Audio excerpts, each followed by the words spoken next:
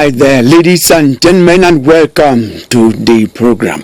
One of the founding fathers of the United States of America, though he never served as president, was, if you like, since he's a publisher, the philosopher and great inventor Benjamin Franklin. He said, "By failing to prepare, you are preparing to fail." In quotes. It is a common song in Cameroon that our country has well drafted or simply the best laws, but the problem is their implementation. Although the statement is generated by dissatisfaction or frustration, it is an acknowledgement that if there is something wrong, it is not lack of political will, but what happens after it, or accompanies political will. I know, yes, we know that you are one of the morally upright Cameroonians whose focus is on the silver lining in the clouds. I know, yes, we know that you are a disgruntled Cameroonian and you are almost giving up. We believe in the English theologian and historian who said, in quote, "The darkest hour is just before dawn." End of quotes. Do we not also read that it is better to light one candle than curse the darkness? Yes, we are digressing to substantiate that by drafting good laws and creating institutions is manifest of political will. But how such will is translated into action is a $1,000,000 question. The creation of a special status in the northwest and southwest regions of Cameroon is a conscious political will to get things right and resolve the crisis in that part of the country. Last week, our question was, how practical is the political status in the northwest and southwest regions? This week, we are asking, what if the special status were fully implemented in the northwest and the southwest regions of Cameroon? It is therefore going to be our talking point, our point of focus on today's edition of Press R, on which we have very special guests. Let me introduce to you Professor Fu Angwafo III. He is the president of the Regional Assembly of the Northwest region, and he has traveled right away from there to Yaoundé for this edition. We are honored by your presence on Press R today, and we acknowledge your sacrifice to travel from Bamenda to Yaoundé to talk about what you are doing as the president of the Northwest Regional Assembly. Prof, welcome. Thank you, Mr. Nga. Yes, we also have another person who has traveled from his council in Bello.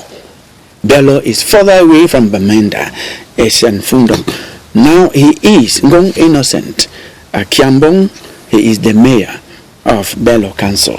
Welcome, your mayor. Yeah, thank you, Mr. Nga Kilen. Thank you once again, and we have our Ondo Bertrand Noir. He is the managing editor of the Guardian Post newspaper. Bertrand, a pleasure to have you on our set today. Pleasure shared, Killian. Thank you for inviting me once more, and happy Sunday to all the panelists and fellow Cameroonians out there. Then we bring to you someone who can even be called talking point. He talks a lot, but he talks a lot of sense all the time.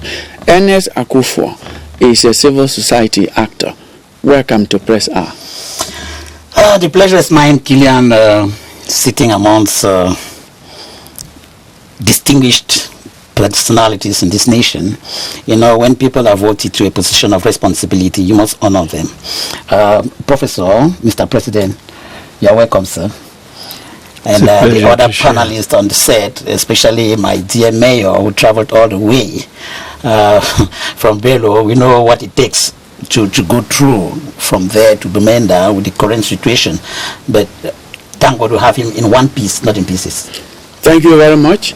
I made no mistake describing you as a talking point. It is seen right from the beginning of the program.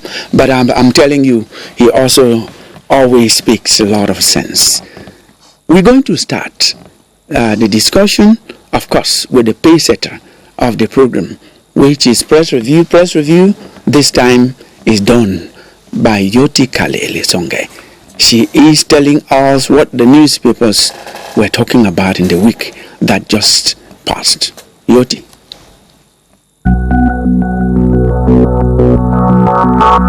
The fourth edition of the Cameroon Investment Forum caught the attention of the print media this week. The Herald Tribune was keen on informing the readership on the opening of the forum, while the Guardian Post wrote on the investment promotion agency marketing the country's potential to investors. Cameroon Tribune brought out the aspect of the forum as a means to intensify the import substitution drive in Cameroon, focusing on the rice, maize, fish, milk and palm oil sectors. The same paper has an article on the quality bonus to cocoa farmers, a move to encourage them cultivate top quality products, one happening at a time when the Ministry of External Relations launches the construction of a digital center, as seen on the Guardian Post, a stride lauded on Cameroon Tribune, one considered as a boost to consular services. In the meantime, mayors of the Northwest have admitted their errors, recommitting to serve the population better after a meeting with the independent conciliator, as recounted on Newswatch. Whilst the call made by Catholic bishops for prospective voters to register massively on electoral registers reverberates on municipal updates and the Post. Cameroon Insider opts for the caption, "Bishops come out strongly against voter apathy." The Herald Tribune on its part spotlights the bishops calling for the transparent use of the country's natural resources while reiterating their stand against same-sex marriage. Then, Archbishop Andrew Nkea cues in on Newswatch, highlighting that justice shall be added only unto those who seek peace. The outcome of the 49th Plenary Assembly of the National Episcopal Conference earns them the admiration of a young human rights activist who pens an open letter on the horizon, whereas an UNAM graduate confessed killing his mother and grandmother under the influence of evil spirits after reenacting the macabre crime, as reported in an article on the Guardian Post. This week as well, the Martinez Zogo affair came under the spyglass. Both Cameroon Tribune and Newswatch underscored the court's ruling interdicting live broadcast. Meanwhile, an irate crowd in Yaoundé took to the streets, blocking some parts of the road after a truck crushed a biker and passenger fleeing the municipal police. Notwithstanding, the papers are unanimous that the third term has begun in earnest.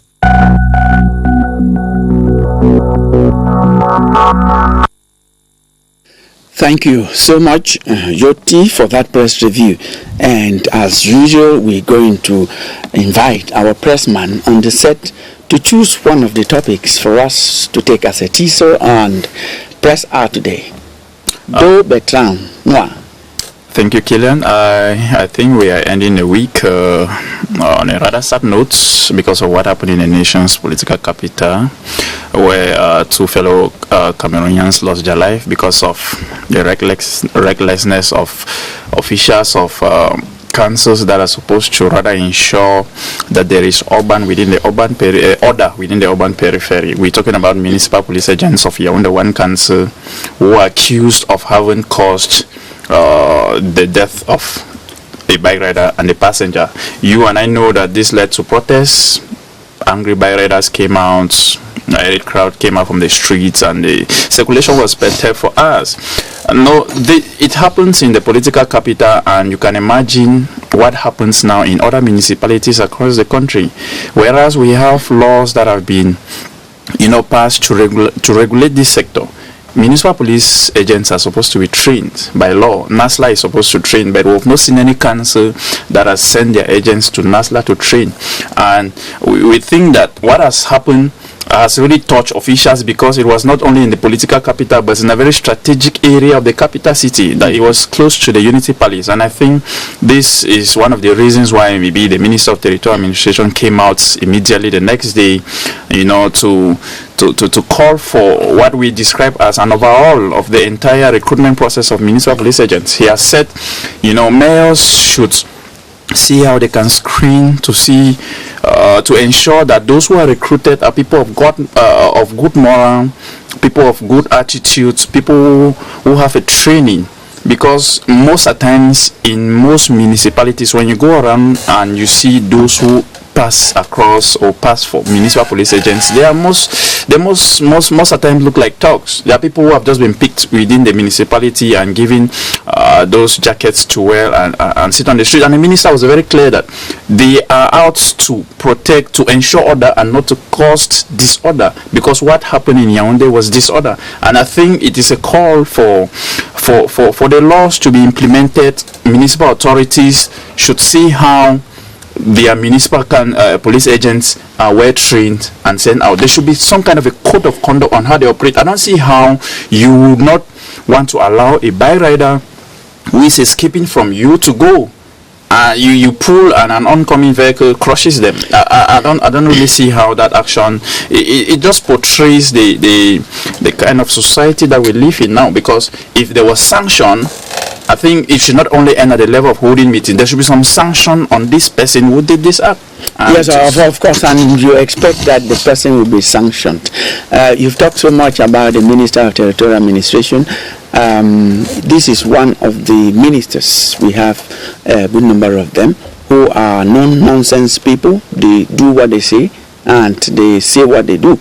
You know, the Minister of Territorial Administration is, when he passes anywhere, he leaves a mark. And you have not talked about the recklessness of the byriders. Yes, he did mention that there should be a respect of areas that have been prescribed. Very good. The governor in 2019, the governor of the Central Region in 2019, banned the circulation of motorbikes, commercial motorbikes, in certain areas of this town. We know that, like you said in your intro, we are in a country where decisions are made, laws are passed, but they are not respected. So if the governor's decision in 2019 was implemented to the letter, we will not have byriders circulating in areas where they don't circulate. It is part of the cacophony that we have in the system. Now the minister tried to derail a little bit from the focus. The focus was on the recklessness that caused the death of 2 Cameroonians. He rather painted a picture of, he was threatening commercial byriders through their syndicate leaders. He said draconian measures might be unleashed in the future if byriders continue perturbing social cohesion in the country. I think we should start from the root causes of this. There is disorder. Who causes the disorder? The governor's decision are not being implemented by police officers, by gendarmes. Municipal authorities are not respecting the order.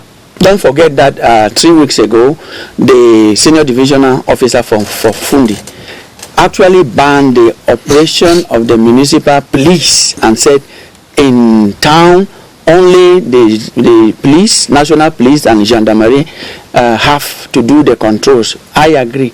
But talking about derailment of the minister, since you talk about that, of course, the minister of the minister of territorial administration has been incessant. He has done a lot of sensitization on commercial byriders identifying themselves. To tell you that he has been constantly on that, I am going to invite the producer director of this program to let you get the minister's outing just this time and his previous outings before we continue to show you that it is a constant thing. It is not just because it was near the Unity Palace. Yes, let's get what the Minister of Territorial Administration said, since Bertrand wants to know that he is constant. No, I am not wanting to know. Yes, we reported exclusively on this. Let's get it. Let's get what he said.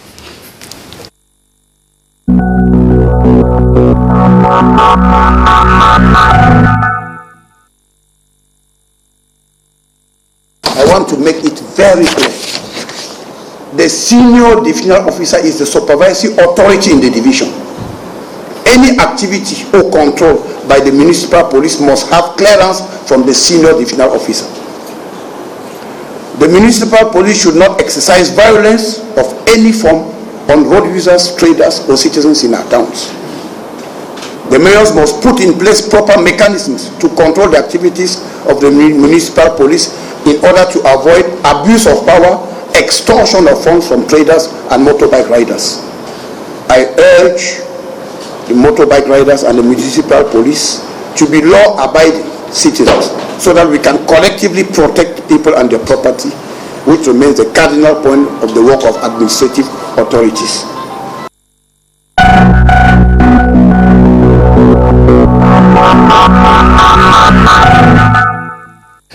Yes, Bertrand, I should also tell you that during that same meeting, he said he gave deadlines Monday, tomorrow, and Tuesday, the day after tomorrow, to the governor and the senior divisional officer to clearly demarcate where bikes should go and where they should not go. So it's not like he has not been doing that. Just also to let us see what he had done before, how he has been going ahead to try to solve the problem from the root causes. Let us watch him for the last time, just to clear since you raised this.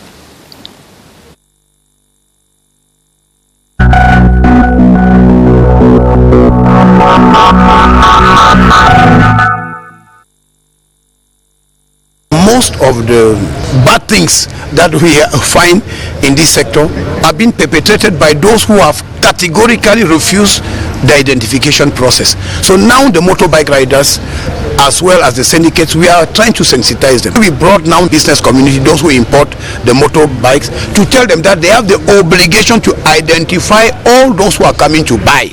That's what the law says. If you want to sell a motorbike, you must identify the person who has come to buy, so that in case of anything, you can tell us at the end of every month that I sold 1,000 motorbikes to 1,000 people, and this is their clear identification papers. So it's mandatory.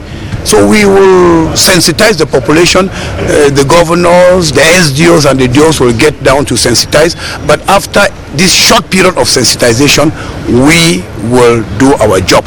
So those who don't want to go through the identification process will not be part of this game again. And it's clear, we have 9 documents, but we are asking them just to produce 5, the most important: the national identity card, the driving license category A, the identification document from the mayor, then your affiliation to a syndicate, and your immatriculation number. Just 5 out of 9.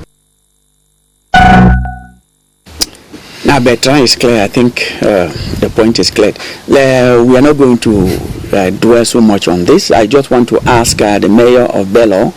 He says mayors have not been sending their municipal police or their personnel to be trained by the National School of Administration. Is that correct? How many have you sent? Before we start training municipal police, we need authorization from the Minister of Decentralization. And recently, the minister launched through NASLA the training of municipal police that is ongoing. It's quite unfortunate that we have lost lives in this process recently with the municipal police. It's actually a difficult situation put on the part of mayors, and we are going to take some responsibility. We have heard Minister Tanganji there clearly state that mayors should identify their motorbike riders in their municipality. So I stand on that as a mayor to keep on the identification process. But for the training, NASLA has launched the first recruitment process to train municipal police. But of course, you need authorization from Minister Elanga Obam. Okay, Minister of Decentralization and Local Development. Prof, I will not ask you a question. I just want you to comment on this. Well, I think that this is ample proof that things are moving on. It's unfortunate that we've lost lives. That is unfortunate. But I think when you look at what public authority has done, I think they have rapidly put in place answers to the questions that we are asking. And, Rome was not built in a day. It is important that each and everyone play their role. If we are law-abiding citizens, we may not get to these conflictual situations that have such unfortunate endings. To you, I'm going to ask a question. NS Akufo, the bike riders, you actually see them in town. Sometimes you must take them. Their behavior, that is where I want to intervene. Thank you, Killian. I want to say the bikers are a necessary evil. A necessary evil in the sense that if we had urban transportation, I think we wouldn't have been having all of the havoc we're having around town. because these guys do go to the suburbs.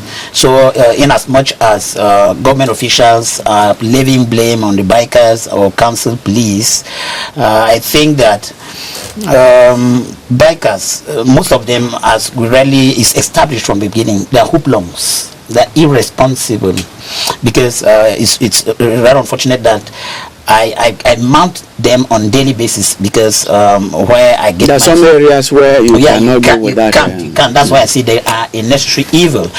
The problem with the bikers is from the onset there was no set down rule. You see, there was this laissez-faire administrative tolerance from the onset, so much so that when you want to bring them on the rails now, they think that you are infringing on their rights of liberty.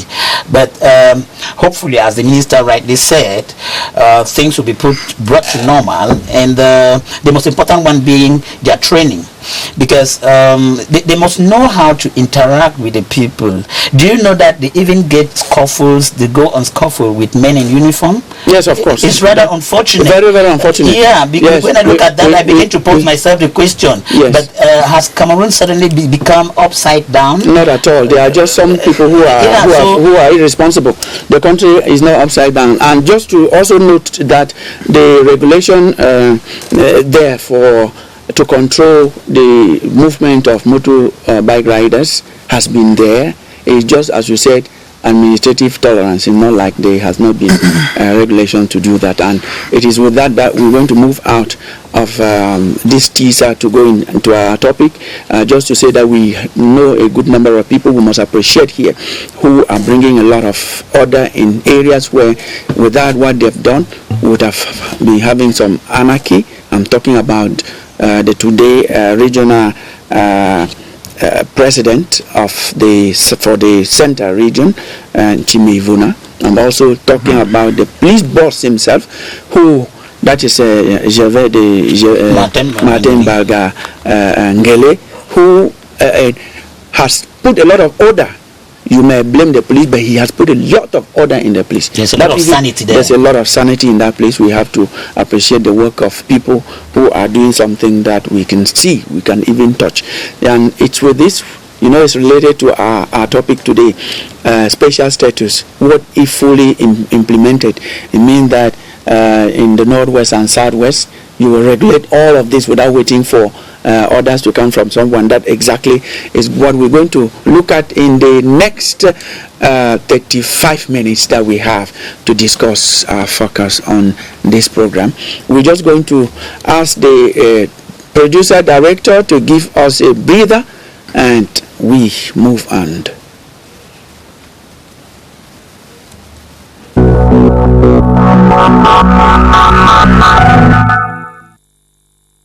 Thank you. You're welcome back. Special status. What if fully implemented? The special status in the Northwest and Southwest regions of Cameroon. That special status was activated after the major national dialogue that took place, I think, in October 2019, and it's just activated because we have it enshrined in the constitution, the fundamental law of Cameroon. For those who have not read much, you go to section 62, sub 2 especially, of the constitution. Read the whole of section 62. You're going to see how the special status, that provision is already in the constitution. Now activated in 2019 by the major national dialogue. We're going to try to answer this question with the specialists we have on the ground here on our set. What if it were fully implemented? We're going to ask first from the regional assembly president of the Northwest region. We had his counterpart from the Southwest region last week. We have him here, Professor Fro Bradford III. How is the regional assembly in the Northwest faring? The regional assembly is waxing strong. It's doing all it takes to get the community get back to peace and mind their daily chores. Yes, when we hear that our hearts are calm, there's celebration in our hearts that is waxing strong, but you should also have certain things that are standing on your way, just a few of them, for you to get into full function. Well, I think the most important thing is people taking ownership of the special status. First of all, the special status has many angles to it. From a legislative point of view, Part 5 of the Code, instituting regional and local councils, is exclusively taking care of the special status or for the northwest and southwest regions of Cameroon. Yes, you say it was in the Constitution, but in the Constitution it did not say where the special status will be applied. So there is movement. That's the first thing. And secondly, I find it difficult to say if the special status has been fully implemented. Nothing is fully done in life. We are in a movement, an evolution. For the start, we have a lot. And I can tell you, for instance, we are assemblies, even though the other 8 regions have councils. Why? Because we have 2 chambers. We have a chamber for divisional representatives and we have a chamber for the House of Chiefs. This exists only in areas where you have the special status. More interestingly, we have 3 commissioners with specific portfolios. And then, to top it all, we have an ombudsman, the public independent conciliator. These are elements borrowed from the Anglo-Saxon tradition. And to tell you the truth, yes, that is the law. But to move from conception, strategies, actions and activities, we also have to grow. That is why I say it's evolutive. I'll give you a simple example to show you how the special status can work. Because the House of Chiefs is a special structure within the Assembly, they have within the law to deal with areas with oral tradition, monuments, palaces, vestiges, customs and culture. That is so special. Who else can bring that to the table but the actors, the custodians of our culture, of our heritage? So when I hear that if the special status was given, it's there in the law. The question is not if it were given. We are actually saying that it is given. And we are asking what if these things you're talking about were fully implemented. I don't know what we know is, because I can tell you in the northwest region. Rate it, let us see. In the northwest region, for instance, we've rehabilitated over 30 palaces. And in the rehabilitation of those palaces, people from other areas were reticent. They thought that palaces belonged to individuals. But following the northwest culture, the palace belongs to the community, to that village or that small enclave. So it is actually changing the system of governance because it is a citizen, people-centered, citizen participatory system down up. A clear example of the specificity of our palaces in the northwest as opposed to the other regions. Yes. So that when a palace is rehabilitated, 30 of them were rehabilitated, we have 14 more for this year and so on. For that palace, is it partly rehabilitated? Is it rehabilitated or fully rehabilitated? Well, we're not going to ask you questions you cannot answer because you are rehabilitating the palaces that are there. But we know a good number of the traditional rulers, especially the what we call the kings, the fonts of the Northwest, are out of the region because of the crisis. When you are rehabilitated, how do you do that in the absence of so many of them? That is why we are asking the question, if fully implemented, because it cannot be fully implemented when so many of them are out of the region. Thank God you said some. You didn't say all. There are a whole lot of them who are coming back. I can give you examples. Through the Peace and Development Initiative in Donga Mountain, for instance, in Tong Village, the people worked, their fund came back, their markets reopened, and a car got there after 5 years of no life. So that is who will make the special status work is the people. Exactly. We it agree is with not you. some kind of theory. We agree with you. Yes. And what we are asking is not longer from you. Thank you very much for the enlightening us on some of these things. We're going to come back to you in the course of the program. We're going to go around the panel. Better when you listen to the regional assembly president of the Northwest.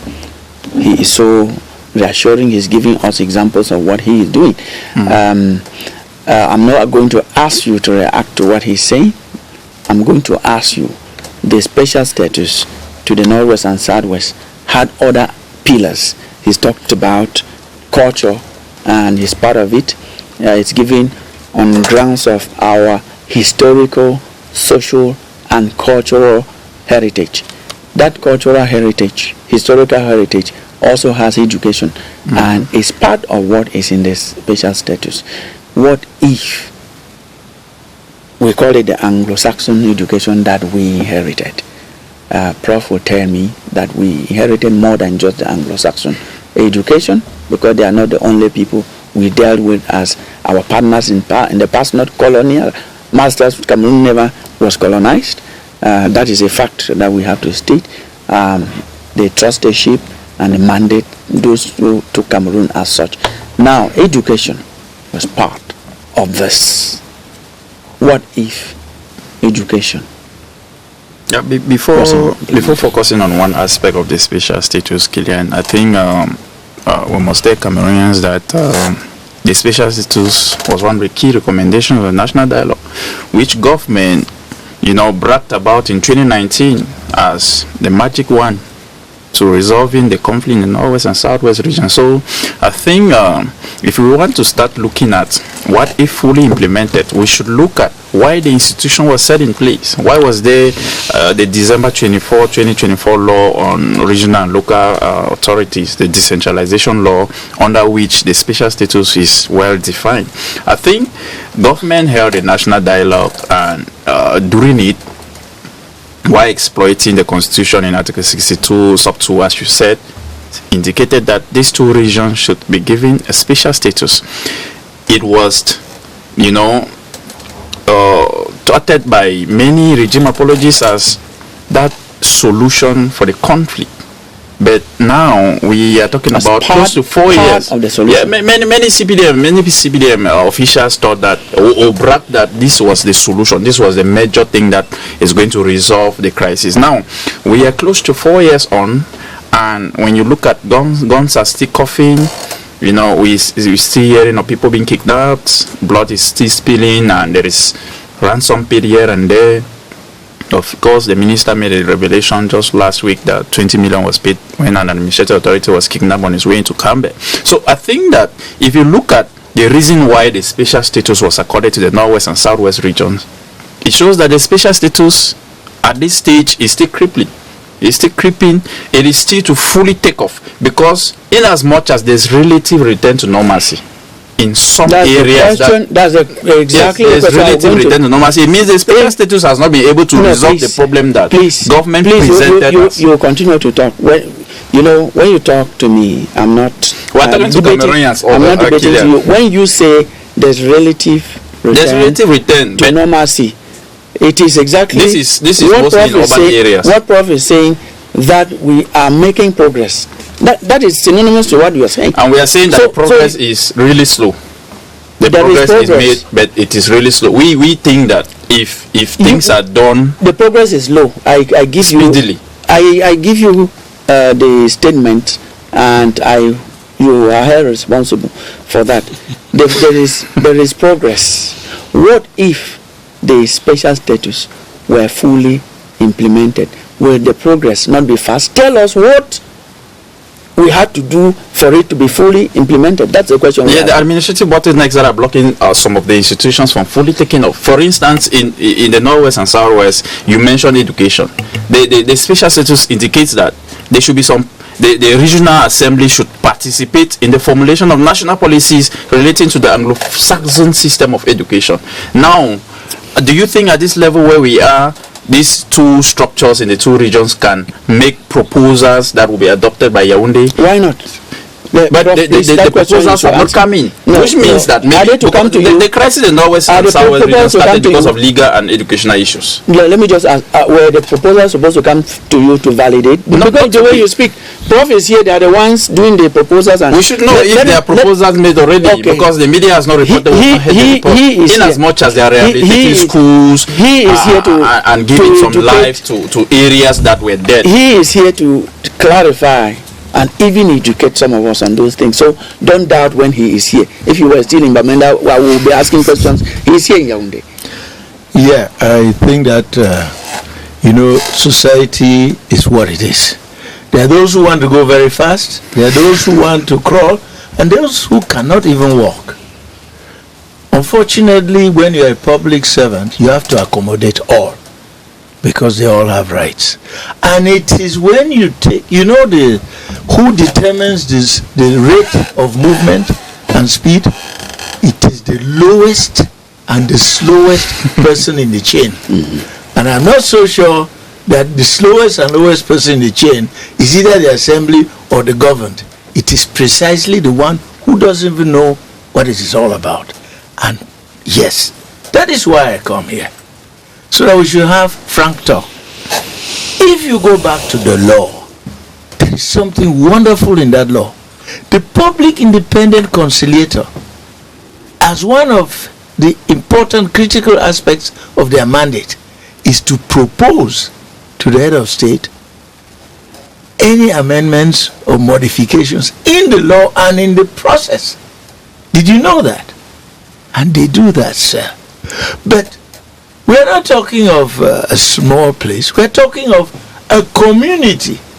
And if you notice, strategically, the Northwest Regional Assembly brought on board the dialogue from the smallest administrative entity, from the subdivisions to the divisions and the region, through its Peace and Development Initiative, precisely to get from the people what their thoughts are and at our level we send that to the representative of states and the government.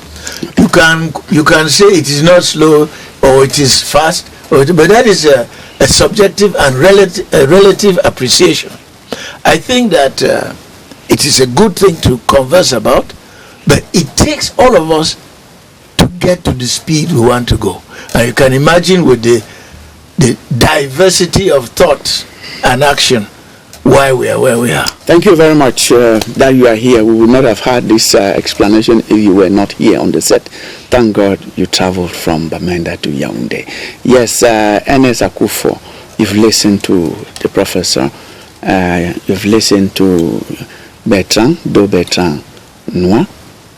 His questions are founded. His the debate issues are well advanced, but I also want you to talk more about this education that is a pillar, if you like, historical. I also know that you are an educationist, apart from being just a civil society actor, as we introduced you. Yes, Kilan, I want to first of all thank the President of the Northwest Regional Assembly for all the light he's throwing, because there are very many things which I, for one, are very ignorant about, which is educating the public. But before I delve into answering your question, I want to say from the question in point we're talking about, what if fully implemented? First of all, what is that all about? What is a special status all about? We're talking about the educational system, as you want me to talk about. We're talking about the culture of the people. We're talking about the history of the people. We're talking about the education, the history, yes, and the legal system of the people.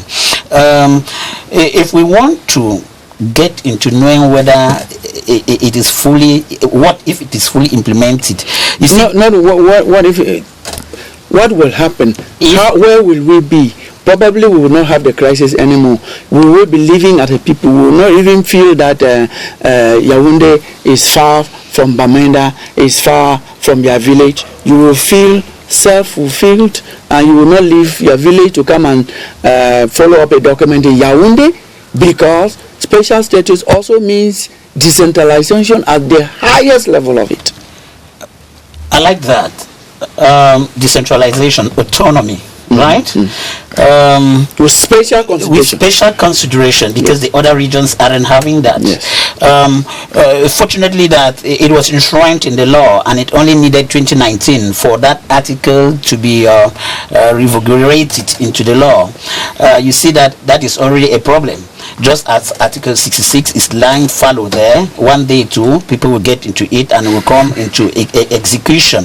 So, what if we were fully implemented? I think the problem is with the implementation, because in your intro you did say it. In Cameroon there are good laws, but the problem of the laws is their implementation. When we look at the educational system, you laid emphasis on. I think the special status gives the right to the regional assemblies to manage higher schools.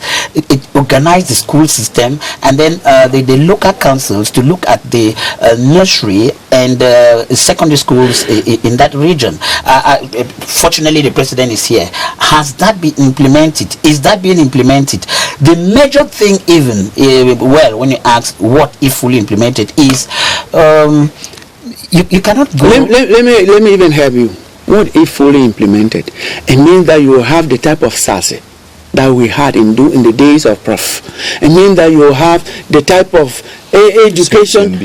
Yes, St. Beach, he is talking to me about that we today regret that we don't have, and then we will have the type of teachers and students and children that we had. You were a child, a neighbor will beat you or your child, and you for something wrong, and you will not take to court, you will not complain, things like that. It is rather unfortunate, Killian, because the very intrinsic values of those two regions have been, how do I put it? I don't want to be too hard. Eroded. They have been eroded. You're even a little soft there. They have been diluted. Yes, so much so that today, when I look at what the president and his people... You are still taking us back. The aim, that question is asking us, what if you separate what is diluting from the solution and make it again more original? That is what we're asking. It will, if it is fully implemented, it will bring us again to the limelight. Yes. Because when they say something is special, it means there is something inherent in it, right? And for you to get that thing which is special, which is underneath, you must give value to it. So I think the president and his 90-man team must give value to the things which they're supposed to bring to limelight. The educational system, they must give value to it. The legal system, they must give value to it. The cultural values, which the House of Chiefs are already looking at, must give value to it. It is they who will show to the central government that we are able to do this. Yes. Then the central government now will give them that necessary push. But if they don't show outwardly that we are capable of doing this, the central government will stay aloof. Well, that also, I'll come back to Prof. I've been discussing with him along the line.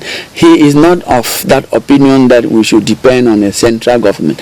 As he said, we should do it ourselves. He was talking about it on this set, that the basis of the base should be participants, active participants of what they become. So I'm going to move over to the mayor of Bello, Mr. Ngong Innocent Kiambong, who is a doctor.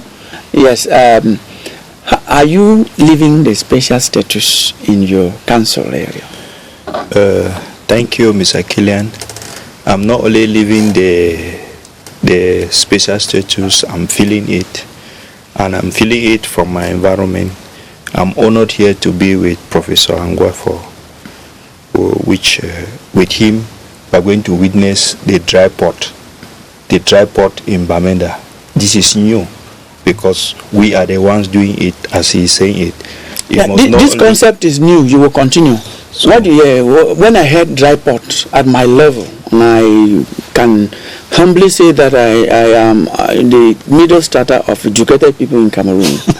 But when I heard of a dry port, I didn't know what it was all about until people explained to me what it meant. Tell us, what is a dry port? It just means that we can clear our goods in Bamenda now, which in the past we could do it only in Douala or in Kribi, that is innovative, and that is what the culture, the heritage of the people can bring when you use the people that can think out of the box and bring things that to bring solutions that people never thought could happen. Yes. Imagine yourself clearing your car in Bamenda. Yes. That is innovative. Which means that what the goods come, they are brought to the Bamenda in bulk, in the containers. You pay everything. Bamenda, clear it. Yes, that's the clarification I wanted you to. Yes, continue to tell us how you're living and feeling the status. The special status with us at the council level is the content.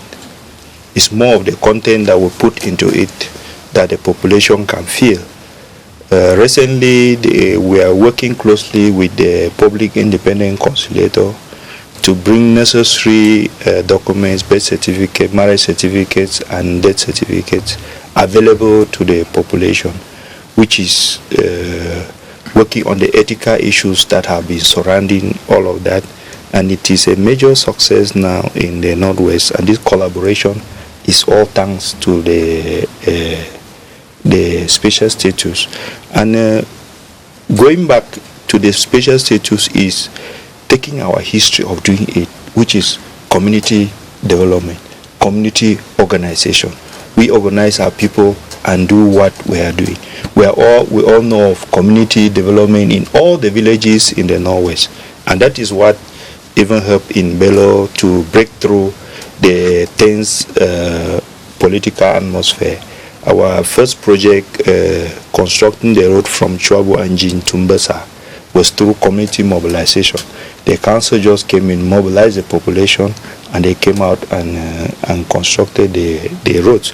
Recently, we had a Bello community radio brought back through community mobilization. The people came in, we organized together, they raised funds, we raised 4.5 million, and we have had the essential equipment for Bello community radio. So we have been counting on the population to continue. Our culture is doing it by ourselves through hard work. And through community work. The last time you were here, I had questions from Mbesa. Mbesa is under your council. Yes, it's from Mbesa. Yes, and they were complaining that you've not brought electricity to their area. 1 year after, they are watching you. Can you tell them that you have done that, or give them a timeline when you're working to let them have that electricity? Yes, in Mbesa, actually, through community development, we have constructed the roads from Fotongle to Asu with the help of the population. And concerning electricity, the government is having a giant project of electrification from Oku to Mbesa, and they have already compensated the population. So there's little that the council can come in to do in that respect. Thank you very much, Bertrand. Killian, I think special status, what if fully implemented, I think one aspect which we think if fully implemented will resolve this issue of these chieftaincy issues. If you look at the situation in the Northwest and South region, Article 336 sub 1 sub 2 337 it defines some of the roles of the House of Chiefs under the special status in the Northwest and South region. Now when you look at the local authorities, now when you look at the situation in the Northwest, we still have areas where state authorities have created villages that the people think do not exist. We have areas where villages have been reclassified, some move from third class to second class, and the traditional rulers are even their legitimacy is even questioned by the people. So, and this is even very common in Fako division in the southwest, which I think if the House of Chiefs were fully working under the special status, we should not be having some of these issues. The public independent conciliator in the two regions should have gone closer to investigate what is wrong, what is going on, and then make their proposals. But do you really think these proposals will be accepted by those who let them be made? You cannot because you cannot we've say had that areas where traditional rulers, after consultative talks by traditional council or kingmakers, their names are proposed to divisional officers, taken to the SDOs, and then they are recognized, and then after some villages are cancelled.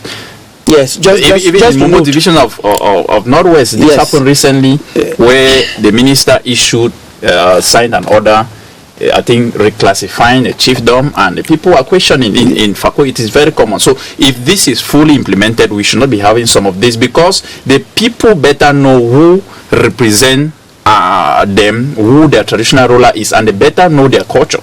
I agree with you with no observation at all, but I just want to point out that the public independent conciliator deals with citizens, councils, and regions. And makes proposals as properly indicated. Yes, he doesn't deal with cases concerning the senior divisional officer. No, we're talking about traditional chiefdoms. The governor. Chiefdoms. He deals with issues between the citizens, the councils, councillors, regional councils, municipal councils. But the president is here. He was talking about how they are organizing the chieftaincy in those areas.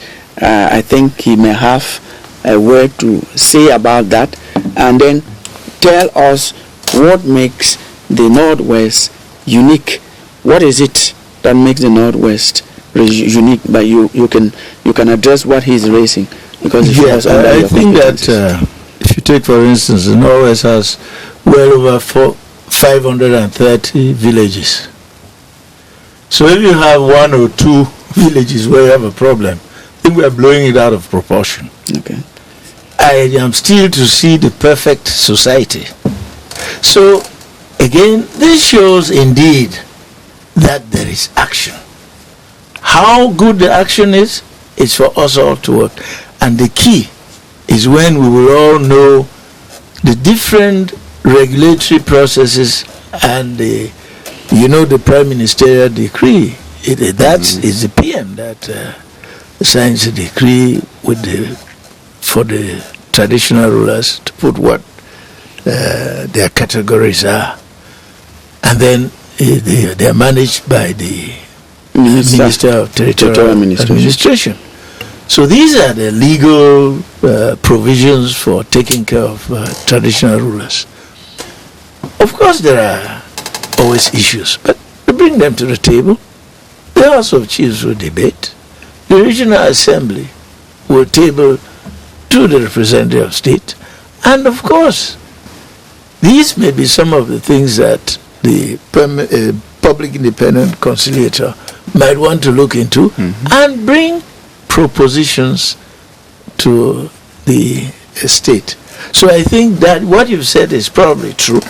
I don't have details on it, but that doesn't surprise me, given the number of people we are dealing with. Now, what to me is more important is that when you look at the Northwest region, it has an incredible potential to bring the people together for their development. Take the area of ecotourism, where we don't even need to invest a lot, because the people themselves are attractive. When you look at their arts, their culture, just look at this professor here. If they told you that you were talking about education, who has stopped the Northwesterner from bringing to the table his innovations in education?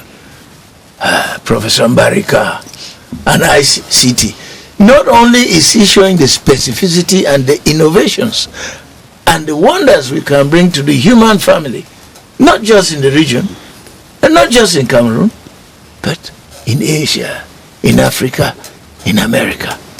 So do not neglect the critical aspect of our development, human development. And Professor Mbarika, whom I know so well, who was a panelist here last week, is concerned particularly about the special status. Yes, and because he did promise when he was on panel last week that he has many things in a package for the two presidents of the regions, the Southwest Regional Assembly and the Northwest Regional Assembly, for what they are doing already.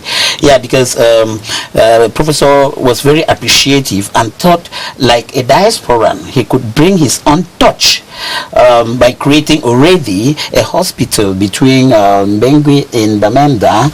I think that's very important. Yes, thank you, Prof. Continue. See, what I mean here is we must rebrand. What is key here is not things, it is people. I told you, this is a movement, this law on decentralization, read it well again. It is a people-centered citizen participation law, which means we will no longer have white elephant projects that and actions that are not tied to needs. That's the first thing. And if you want a community to live in harmony and peace, when you listen to everyone, and we are calling on our people, wherever they are, with ICTs today, you can impact even from Finland or Norway or the US, positively as well as negatively, of course, on the lives of your people. So the key to me here is not to ask when will we fully do this. It is for us to engage. And I was talking to you about ecotourism. Ecotourism is first the human culture, what we are doing, our toggers, our oku honey and all of this. How do we come together to organize ourselves, invest in our waterfalls, lands, and that culture so that we have an exceptional product to put in the world's market? I think that is the answer to the question. You see, Prof has just told us that even without being fully implemented, we will be very far, we'll have all what he's talking about. If you permit and you agree with me that you have each 20 seconds to give the last word, I will give you, beginning with the mayor of Bello. Yes, thank you, Killian. I'm greeting the people of Bello from Mejang, through Bango, Anyajua to Mbasa and back to Sho, that they should be law-abiding and the special status together will work and realize all our development. Thank you. Though by time you are not going to greet the people of your place, you are going to tell us the way out, one sentence. I think municipal authorities, regional authorities should just do their work, interpret the text correctly, and just give the population what they need. Yes, Ernest? Special status is all of an ensemble, and together, as Professor was saying, human capital is very important in the special status palaver. It's not the physical things which we may be promising, white elephant projects, but what concretely has been realized is what is necessary in the special status. Thank you very much, Professor Fruangwafo III, President of the Regional Assembly for the Northwest region, for traveling to Yaoundé to enlighten us on what you're doing to make sure that we know what the special status is doing. It's just one of those things that you're doing. Thank you very much, Dr. Ngong Innocent Kiambong, who is the Mayor of Bello Council. Thank you, Do Bertrand Noir, Managing Editor, the Guardian newspaper, the Guardian Post newspaper. Thank you, Ernest Akufo, Civil Society. Thank you very much, ladies and gentlemen, for watching. There will be a rebroadcast of this program on Monday at 2:30 on CRTV Premium and on CRTV News on Wednesday at 9 p.m. after the news in French. Thanks once again and have a very, very wonderful day.